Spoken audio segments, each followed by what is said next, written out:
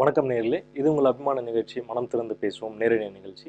இந்த நிகழ்ச்சியில் உங்களுடைய சந்தேகங்களுக்கும் கேள்விகளுக்கும் பதிலளிக்கிறதுக்காக டாக்டர் சுபா சார்லஸ் அவர்கள் வந்திருக்காங்க. டிவியில் கீழே ஸ்க்ரால் ஆகிட்டு இருக்க அந்த நம்பருக்கு நீங்கள் கால் பண்ணி உங்களுடைய சந்தேகங்களை கேட்கலாம். வணக்கம் மேடம். மேடம், இப்போ இன்றைக்கி பொதுவாகவே பார்த்தீங்கன்னா இந்த ஸ்ட்ரெஸ் அப்படிங்கிற ஒரு விஷயம் வந்து எல்லாருக்குமே அதிகமாக இருக்கலாம். ஸோ அதை பற்றி ஸ்ட்ரெஸ் வந்து ஒரு குழந்தை பிறக்கும் போதே கூட பிறக்கிறது. அந்த ஸ்ட்ரெஸ் வந்து ஸ்ட்ரெஸ் வந்து வளர்ச்சிக்கு ரொம்ப முக்கியம். இந்த குழந்தை தாயுடைய சுகமான அந்த வயிற்றிலிருந்து வெளியே அந்த சுகம் இல்லாத சத்தம் கேட்கக்கூடிய இரைச்சல் இருக்கக்கூடிய ரொம்ப வெளிச்சம் மிக்கக்கூடிய அந்த உலகத்துக்கு வந்தாதான் அதுக்கு வளர்ச்சி. அது தாய் வயிற்றிலேயே 10 மாசத்துக்கு மேல இருந்தா தாய்க்கும் ஆபத்து, குழந்தைக்கும் ஆபத்து. ஸோ அதனால அது ஸ்ட்ரெஸ்ஃபுல்லான உலகத்தில் வர வேண்டும். அப்போ ஸ்ட்ரெஸ் வந்து எல்லாருக்கும் இருக்கணும். பறக்கிற முதல் கொண்டு ஸ்ட்ரெஸ் இருக்கணும். அது அளவோடு இருக்கும்போது அதை ஸ்ட்ரெஸ் அப்படின்னு சொல்கிறோம். அது குட் ஸ்ட்ரெஸ், அது வளர்ச்சிக்கு உதவும். ஆனால் அந்த ஸ்ட்ரெஸ்ஸே அளவுக்கு மீறி போகும்போது அது டிஸ்ட்ரெஸ்ன்னு சொல்கிறோம். அது நம்மளுக்கு பலவிதமான வியாதிகளையும் மன கவலைகளையும் பதட்டத்தையும் டென்ஷனையும் வளர்ச்சியையும் தடுக்கும். டிஸ்ட்ரெஸ்ன்ற அந்த ஒரு விஷயம். சந்தோஷமா. இப்போ அடுத்து பார்த்தீங்கன்னா கண்ணதாசன் அந்த காலத்திலேயே நமக்கு சொல்லியிருக்காருல்ல மேம், அதாவது மனிதனுடைய மனம் வந்து ஒரு குரங்கு அப்படின்னு சொல்லி. நான் இதை கேட்கறதுக்கு முன்னாடி ஒரு காலர் லைனில் இருக்காங்க, நம்ம அதை பற்றி பேசிட்டு அடுத்து பேசுவோம்.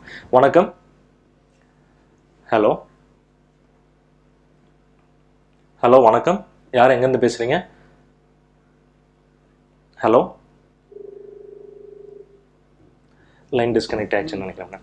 ஸோ அந்த விஷயம், அதாவது மனம் வந்து ஒரு குரங்கு அப்படின்னா மனம் எப்பொழுதும் ஒரு நிலையா இருக்காது. குரங்கு எப்படி ஒவ்வொரு மரத்துக்கு மரம் தாவி கொண்டிருக்குமோ அதே மாதிரி மனசும் தாவும். அங்கிருந்து இங்கே தாவும், அங்கிருந்து இங்கிருந்து மூணுக்கு தாவும், மூணுல இருந்து திருப்பி அமெரிக்காவுக்கு தாவும், அமெரிக்கால இருந்து நம்ம பக்கத்து வீட்டு பெண்ணுக்கு தாவும். ஸோ அது வந்து மனசு வந்து ஒரு குரங்கு தான். மனசுக்கு டிஸ்டன்ஸ் எல்லாம் ஒரு பொருட்டே இல்லை. எங்கனாலும் எப்பனாலும் சிந்திக்கலாம். மனசு தாட் வந்து அவ்வளோ பவர்ஃபுல். தாட் வந்து அதுக்கு ஒன்றுமே கிடையாது. So business at the speed of thought, at the rate of thought அப்படின்னு சொல்லி பில்கேட்ஸ் கூட ஒரு புக் எழுதியிருப்பாரு. ஸோ இருக்கிறதுலே ரொம்ப ஃபாஸ்ட்டாக ட்ராவல் பண்ணக்கூடியது ஒளி, லைட் அப்படின்னு சொல்லுவாங்க. அதை விட ஃபாஸ்ட்டாக ட்ராவல் பண்ணக்கூடியது தாட். ஸோ மனசு வந்து ஒரு சூப்பர் குரங்கு தான். அது ஒவ்வொரு இடமும் ஒவ்வொரு நேரமும் ஒவ்வொரு விஷயங்களை மாற்றி மாற்றி மாற்றி அசை போட்டு கொண்டு இருக்கும். ஆனாலும் இதுலேயும் ஒரு ஒழுங்கு வேணும். மனசு பல விஷயத்தை மாறி மாறி சிந்தித்து கொண்டு இருந்தால் குழப்பம் மிஞ்சும். ஒரே ஸ்ட்ரீம்லைன்டு தாட் இருக்கும்போது அந்த கன்ஃபியூஷன் இருக்காது.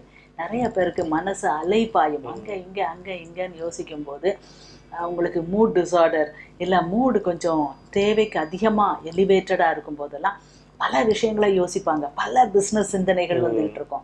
இங்கே போகலாமா, அங்கே போகலாமா, அப்படி செய்யலாமா, இப்படி ஒன்று செய்யலாம்னு நினைப்பாங்க, இல்லை அப்படி செய்வோம்னு நினைப்பாங்க. ஸோ இது மனசு எழுச்சி அடைந்த நிலை. இது ஒரு சிக்கான ஒரு நோயுற்ற ஒரு தன்மை. கரெக்டான டிசிஷன் அவங்களால எடுக்க முடியாம பயங்கர எனர்ஜி இருக்கும் அவங்களுக்கு. வந்து இதை வந்து ஹைப்போமேனியான்னு சொல்லுவோம், இல்லை மேனியான்னு கூட சொல்லுவோம். மேனியா அப்படின்னா மனசு ரொம்ப எழுச்சி விட்டு அந்த மூட் டிஸார்டர்ல பைப்போலார் மூட் டிஸார்டர்னு ஒரு வியாதி இருக்கு. நிறைய நம்ம நேயர்களுக்கு தெரிஞ்சிருக்கோம்.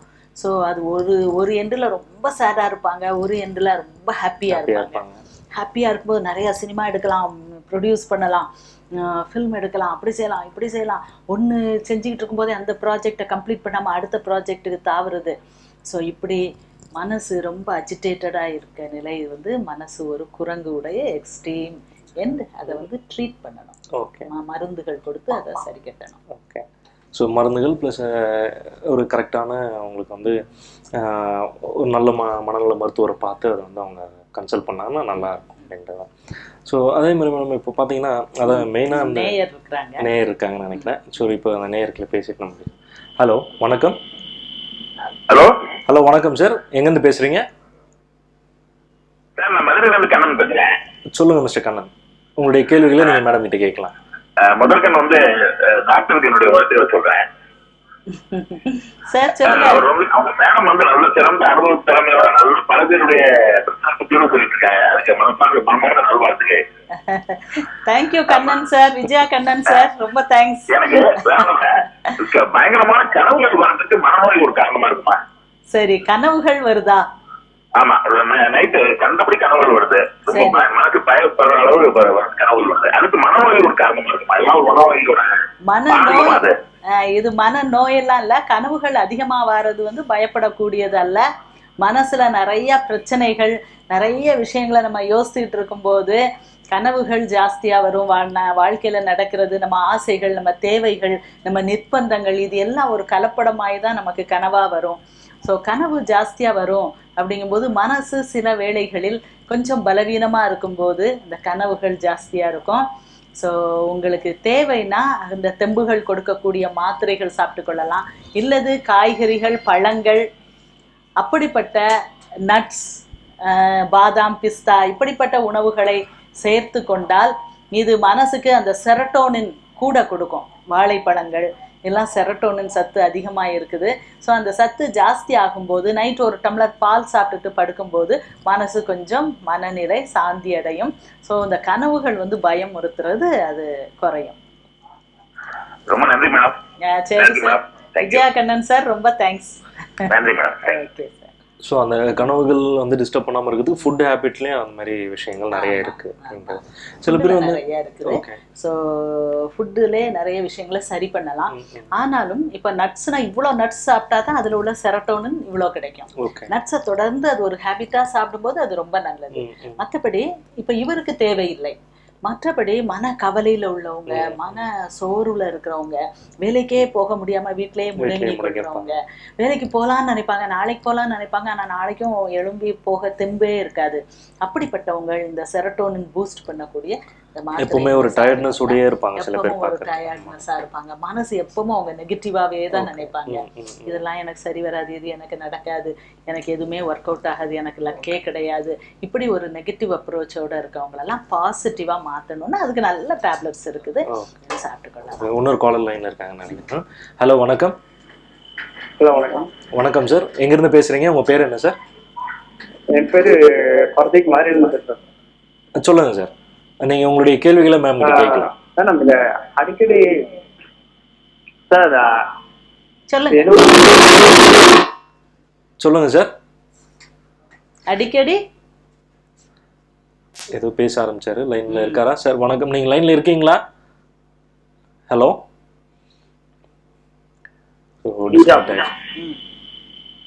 லைன்ல இருக்காருன்னு நினைக்கிறேன். ஹலோ ஹலோ, சொல்லுங்க சார். சொல்லுங்க சார். இல்ல, ஒரு வேலையில கான்சென்ட்ரேட்டோட பண்ண முடியல, அதனாலதான். என்னது கான்சென்ட்ரேட் பண்ண முடியலையா? எந்த வேலையிலயும் கான்சென்ட்ரேட் பண்ண முடியல.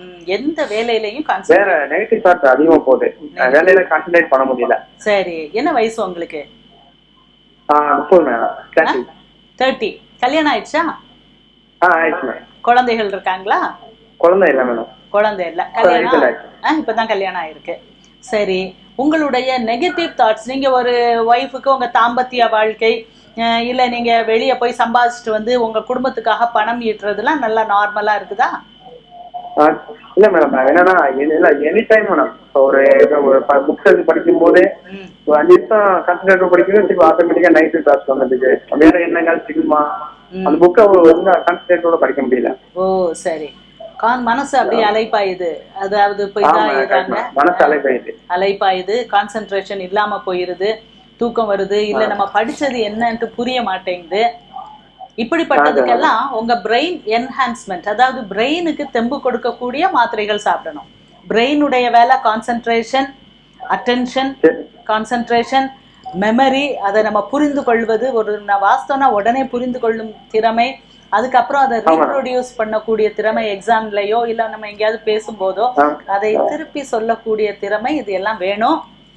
இது நீங்க மீன் எண்ணெய், நல்ல கார்டு அப்படின்னு சொல்லக்கூடிய அந்த மீன் எண்ணெய் மாத்திரை ரெகுலரா சாப்பிடலாம். அதுக்கு மேல இன்னும் நிறைய N-அசிட்டைல்-சிஸ்டீன், டெட்ராஃபால், N-அசிட்டைல்-சிஸ்டீன், NAC அப்படிங்கிற டேப்லெட்ஸ்லாம் இருக்கு. நீங்க சிம்பிளா நியூரோபயான் சாப்பிடலாம். இதெல்லாம் மனசுக்கு தெம்பு கொடுக்கக்கூடிய சத்துக்கள். விட்டமின் டி, சூரிய ஒளியின் சக்தி இருக்கக்கூடிய அந்த விட்டமின் டி மருந்துகள் சாப்பிடலாம். ஸோ இது எல்லாம் ஜென்ரல், நீங்கள் மெடிக்கல் ஷாப்பில் கேட்டாலே நல்ல கம்பெனி கொடுங்கன்னு சொல்லி நல்ல இன்டர்நேஷ்னல் கம்பெனி வாங்கி நீங்கள் சாப்பிடும்போது உங்களுக்கு அதுக்குரிய தெம்புகள் கிடைக்கும். ஒரு மனநல மருத்துவரை நீங்கள் ஆலோசித்து உங்களுடைய திறமை, மூளையின் திறமையை எப்படி அதிகரிப்பது, கான்சன்ட்ரேஷன், அட்டென்ஷன், ஃபோக்கஸ், அது எல்லாத்தையும் எப்படி கன்ஃபியூஷன் இல்லாமல் இருக்குது, இது எல்லாத்தையும் அதிகரிக்கக்கூடிய சக்தி உள்ள மருந்துகள் நிறைய இப்போ மார்க்கெட்டில் இருக்குது. இப்போ தான் இதெல்லாம் புது கண்டுபிடிப்புகள். ஸோ இதெல்லாம் சாப்பிடும்போது உங்களுக்கு நல்ல உங்கள் கான்சன்ட்ரேஷன் திறமை கொடுக்கும். ரொம்ப அருமையான ஒரு விளக்கம் கொடுத்தீங்க மேடம். இதே மாதிரி இந்த நெகட்டிவ் தாட்ஸ் நிறைய பேருக்கு இருக்க மாதிரி எப்பவுமே ஒரு பயத்திலே இருப்பாங்க சில பேர். எப்போ எதை செய்யணும்னாலும் ஒரு பயம் இருக்கும், எதை பார்த்தாலும் ஒரு பயம் இருக்கும், எந்த ஒரு காரியமும் அவங்க முன்னெடுத்து செய்யவே மாட்டாங்க. ஸோ அந்த மாதிரி விஷயங்கள் எப்படி? ஸோ நீங்கள் கரெக்டாக சொல்கிறீங்க. இந்த பயம் குழந்தைகள் பிறவிலேயே தாய்மார்களால் இல்லை பெற்றோர்களால் இல்லை சுற்றுச்சூழல் ஆட்களால், பாட்டி தாத்தா இவங்களால், டீச்சர்ஸால் ஊட்டப்படுகிறது. பயப்படு பயப்படு, பயந்தாதான் நல்லது அப்படின்னு சொல்லிட்டு பயப்பட வைக்கிறாங்க. நீ டீச்சருக்கு பயம் இல்லையா, அம்மாவுக்கு பயம் இல்லையா, கடவுளுக்கு பயம் இல்லையா, இருட்டை பார்த்தா பயம், படிக்காமல் போயிடுவா என்ன செய்ய பயம், ஃப்யூச்சரை பற்றி பயம்.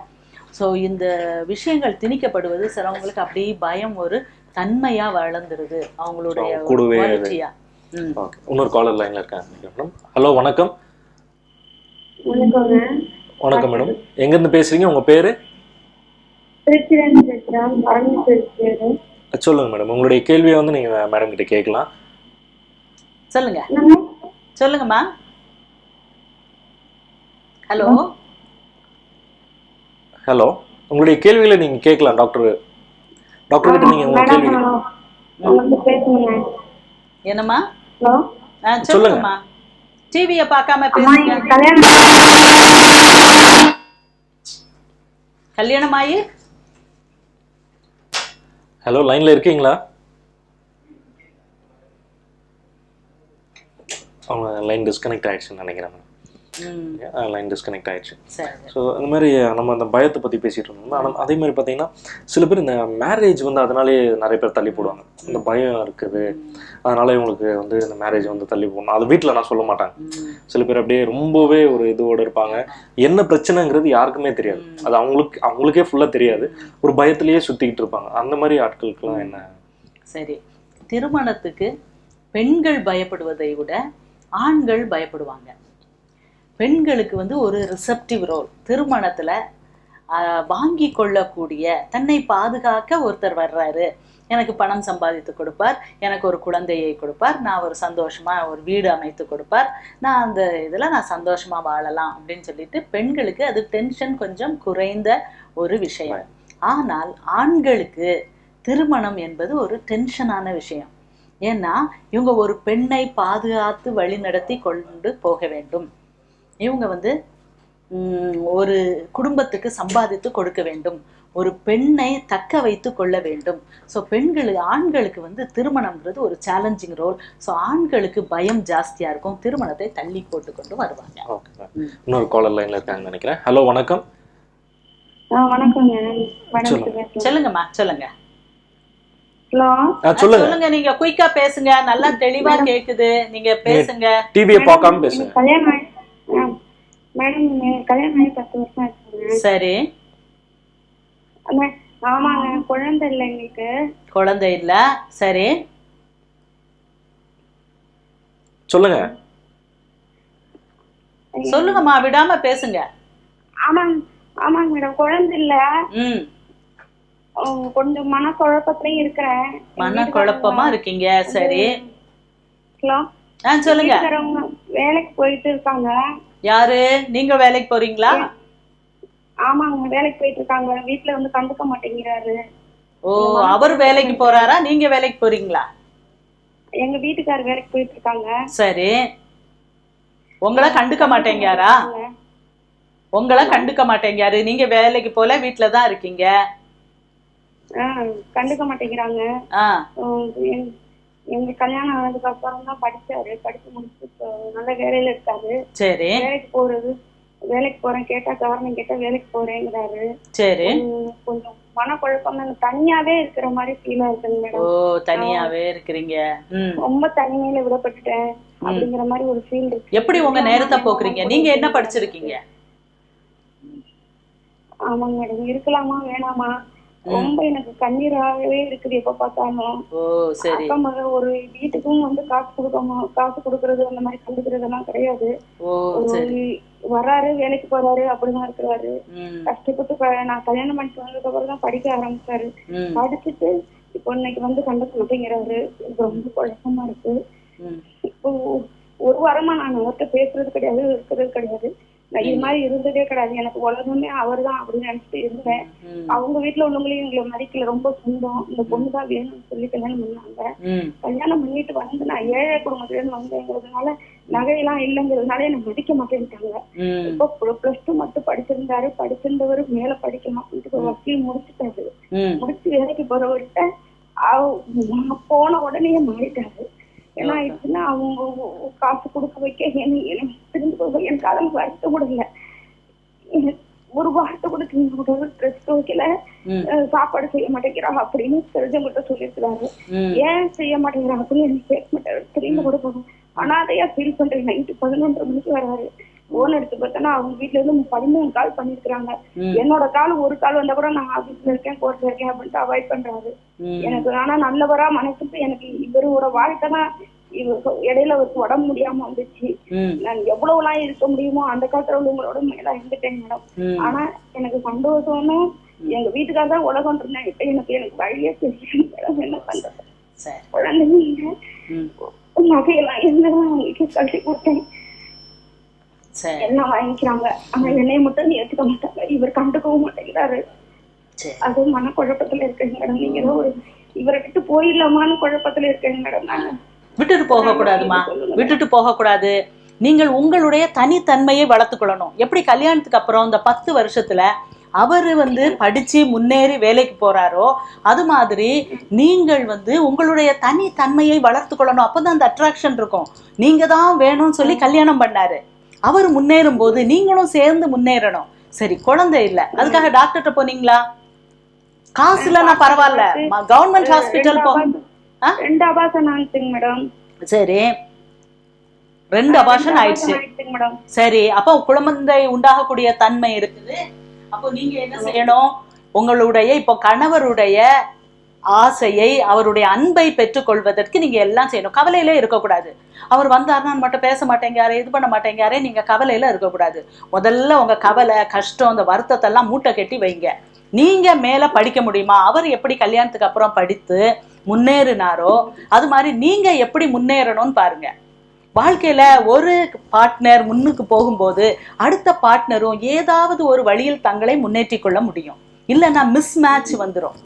கல்யாணத்துக்கு அப்புறம் ஒருத்தர் நல்லா முன்னேறிட்டு போறாங்க, இவங்க அதே நிலையில இருக்காங்கன்னா இவங்க முன்னேறிட்டு போறவங்களுக்கு வேலைக்கு போறேன்னு சொன்னா கூட போக கூடாதுன்னு சொல்லிடுவாரு. ஆனா பைசா கொடுக்க மாட்டாரு. நீங்க வேலைக்கு போங்க, நீங்க வேலைக்கு போங்க. கோலைக்கு போக வேண்டாம் சொன்னது ஒரு காலம். இப்ப வந்து உங்களுக்கு பைசாவே இல்ல, நீங்க வீட்டுக்குள்ளேயே அடைஞ்சு கிடந்து யாருமே என்கிட்ட பேசல, எனக்கு பைத்தியம் பிடிச்சிரும் போல இருக்கு, நான் செத்து போயிடலாமான் இருக்கு அப்படின்னு நினைக்கிறதோட நீங்க வீட்டை விட்டு கிளம்பி சின்ன வேலைனாலும் போகலாம். நீங்க ஏன் இப்படி வீட்டுல கடந்து சும்மா இருக்கணும்? யாருக்குமே பைத்தியம் பிடிச்சிரும். வீட்டுல உட்காந்து சும்மா ஒரு வேலையும் இல்ல, ஒன்னும் இல்ல, கையில காசு இல்ல, ஆனா வீட்டுக்கு வரும்போது சமைக்கல அப்படி சொன்னா அது என்ன செய்ய முடியும்? ஸோ நீங்க போய் உங்களுக்கு எல்லா நேரமும் 24 மணி நேரம் இருக்கு.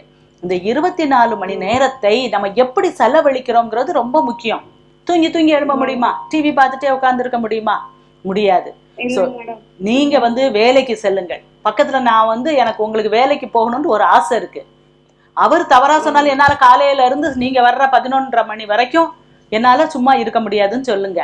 நீங்க வந்து அவர் வக்கீல்னு சொல்றீங்க, 11:30 மணிக்கு வர்றது சகஜம். அதுவும் வக்கீல் வந்து தன்னுடைய தொழில வந்து முன்னேறது ரொம்ப ரொம்ப கஷ்டம்.